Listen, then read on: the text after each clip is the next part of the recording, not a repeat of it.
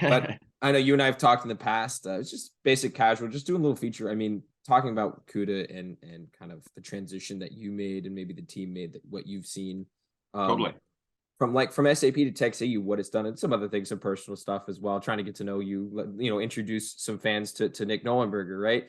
But first things first, talk about what your experience was like, just very generalized in calling CUDA games and the difference in calling them at SAP compared to this season at TechCU Arena.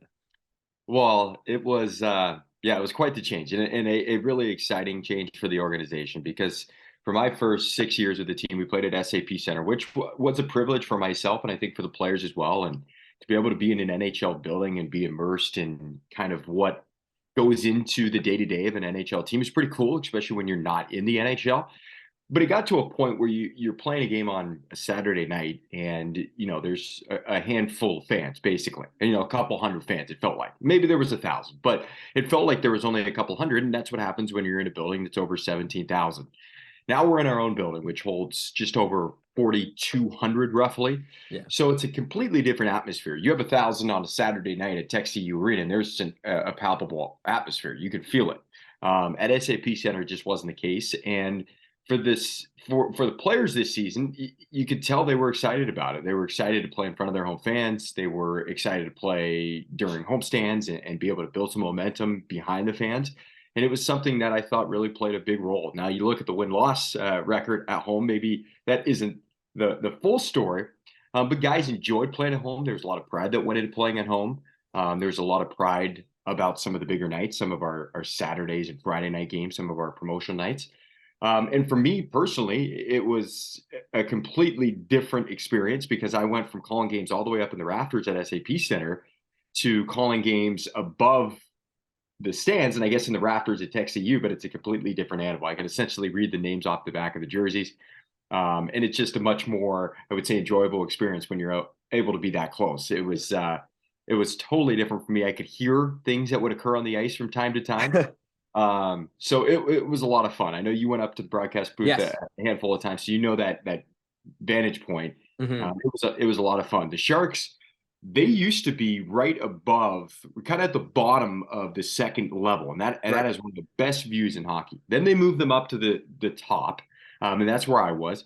And then I think in the last couple of years, maybe COVID kind of changed things. I think Randy went back down to that same vantage point they had prior. So that is almost the same. I would say that's the equivalent. You're basically looking down on top of the players, and they're not like little ants. You can actually see them and see some, even the facial expressions, and hear some of the interactions to a degree. You don't hear it all, but totally different experience, and it was a lot of fun. I think there was kind of a rejuvenated feel for the team this year because of the new arena.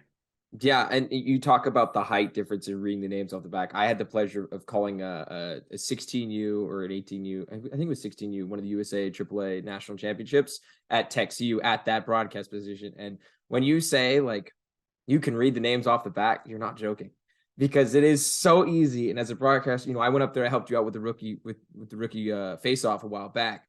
One thing I noticed from you is your preparation with the names. Going back and forth with the visiting team broadcaster, making sure you get those right and perfectly.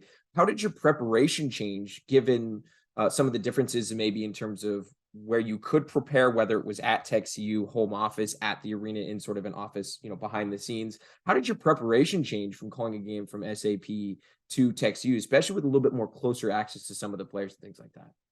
That's a good question. I don't think it changed too much for me. My job's pretty cool in the sense that not only am I the broadcaster, so I have that access from a broadcast standpoint, but I do PR as well. So I really have kind of an inside line to the team that if you got to the NHL and you were strictly the broadcaster, you wouldn't probably have the same access.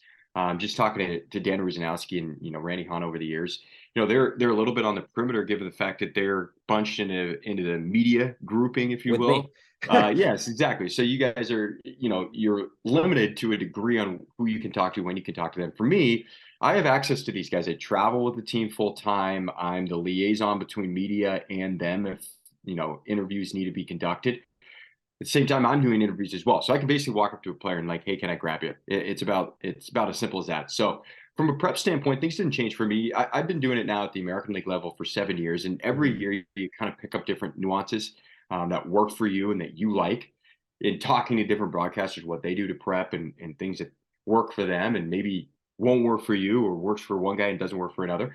And you just kind of pick and choose what you like and how your mind works, how you digest information. And over time, if you saw my boards and how I prepped to my first year compared to now, they're completely different. I wrote a lot of stuff by hand when I first started. Now I have spotting boards that are created in Excel, and I do some handwriting stuff within that.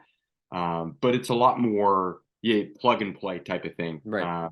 No pun intended. You just kind of add on to it as the season goes along. Now, when you play a team for the first time of the year, it takes a while. It takes a few hours to really input all that information and kind of do the research on each player and make sure you got little nuggets on them and watch, watch press scrums and YouTube them and all these different little nuances that kind of go into it where you can collect information. I think we're pretty lucky. At least I'm told we're lucky with the power of the internet and YouTube and videos and stuff. A lot of the resources weren't quite as available for broadcasters 10, 15, even beyond that years ago. So I do feel fortunate in that way. I can kind of last minute cram if I need to.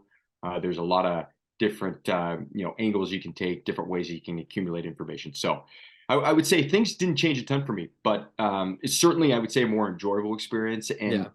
not even the vantage point, because the vantage point was great where we're located, but just having an atmosphere as a broadcaster, it changes everything internally when there's a little bit of an atmosphere, when there's fans in the stands and they're getting behind the team, and all of a sudden, when you score a big goal, you raise to another level, and it's not just you. I think it's maybe a little bit artificial in the sense that you've got fans that are almost kind of uplifting you as well. So I thought that made a big difference, and you get more excited to call games, and there's more of an energy. And those are probably the biggest things that stuck out for me.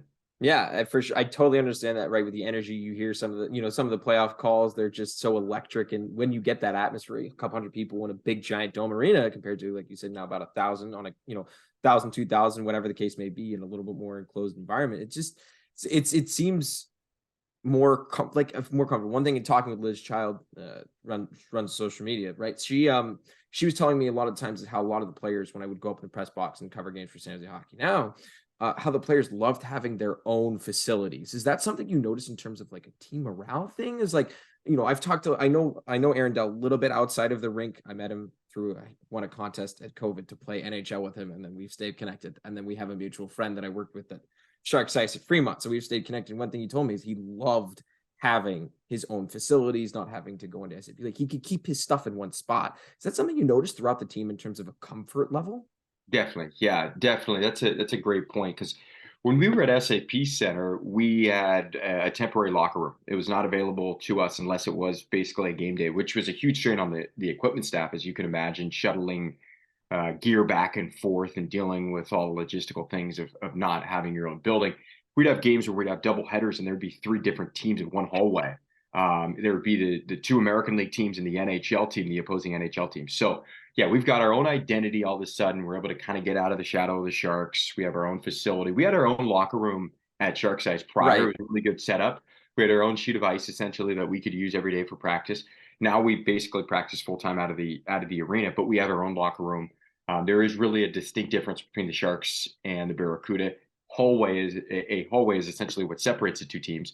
But yeah, it gives everybody involved in the operation a little bit more relief, I would say, even myself included. I don't have to walk around SAP Center dropping off game notes and running around working with media. I would get like 10,000 steps a game, Oh, at least in my pregame stuff in the morning for morning skate, just running around, going up and down to the right. press box, coming back down, going to my desk. There's just nothing easy about it. So now it's a small arena. So as you could imagine, it's just easier. I think the press box is 20 feet from my desk. I open a door and I walk into the concourse and the press box is right Wonderful. there. So yeah, it's a totally different animal. Which yeah, it's great. I think we worked for it to a degree. There were several years of talks about this arena and what it could be and the hopes, and until it's being constructed, there's a little bit of doubt probably in your mind that it's going to get done. But to be able to have that for the players and for the staff, I just look at it almost to a degree as an outsider and just am very appreciative of it. And I have a lot of gratitude towards the organization for pulling the trigger and making it happen. Because I think if you really want to have this a successful organization team, you need to invest in it, and there needs to be an identity, and these guys need to feel valued. They're not in the NHL, but there still is a respect level there. They're in the American Hockey League, one step away from the National Hockey League. So to have their own building, have their own locker room, really have their own identity, I think is just critical to the long-term success of the team.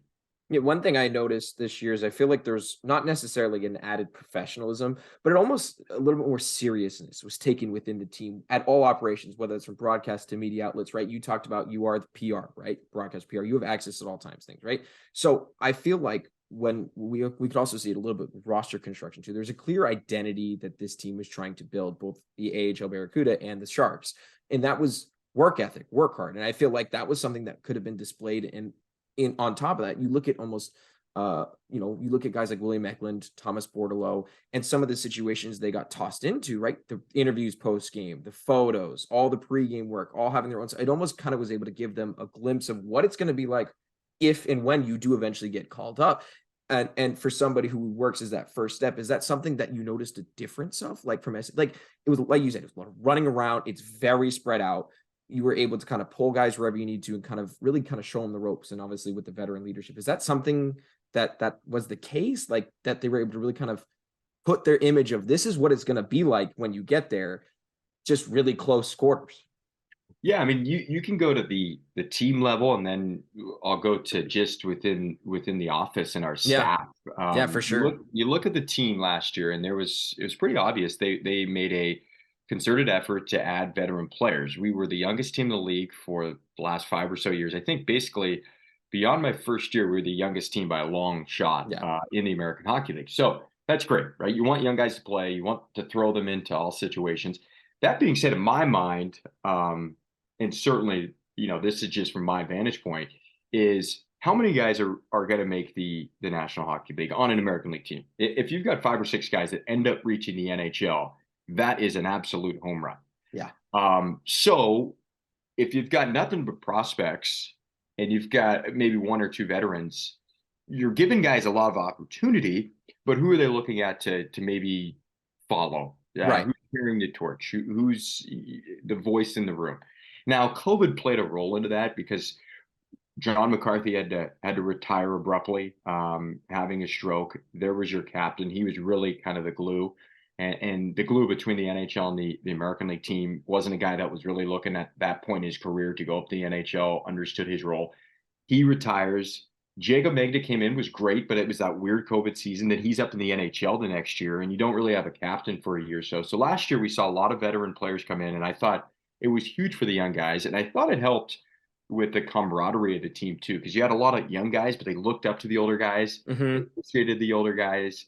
They understood the equity that they had put in and all those things. And it was just a good guiding light for a lot of those young players. So from a team standpoint, that was the first thing I noticed. We really invested in veteran players. Agazino comes to mind first and foremost, but there's other guys in the mix too. Pouliot was there, CJ Luke Johnson, Patrick Seeloff, go down the list. On the business side, if you looked at our website 3 or 4 years ago, it would have been me and maybe 2 other people. So our staff has completely ballooned. We have now a graphic designer. We have a videographer. You mentioned Liz. She does a ton of different things for us, social media wise and beyond that. And then, of course, myself, we've got a president. We've got salespeople. This just did not exist prior. Right. And it makes sense to a degree because you're playing out of an NHL building. And how much do you really want to invest in a team if it's kind of a lose-lose proposition?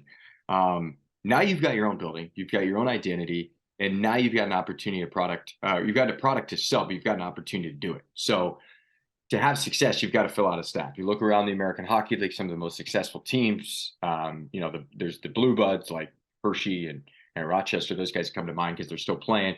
San Diego, though, Coachella Valley, these teams have full-blown staffs. They have graphic designers, they have PR people, they have broadcasters, they have social media people, videographers, all these different roles that are critical to producing the modern team's image, if you will, from a social media standpoint, from a public relations standpoint, from a sales standpoint. So our staff has completely ballooned. We have, quadrupled basically over the last year and a half.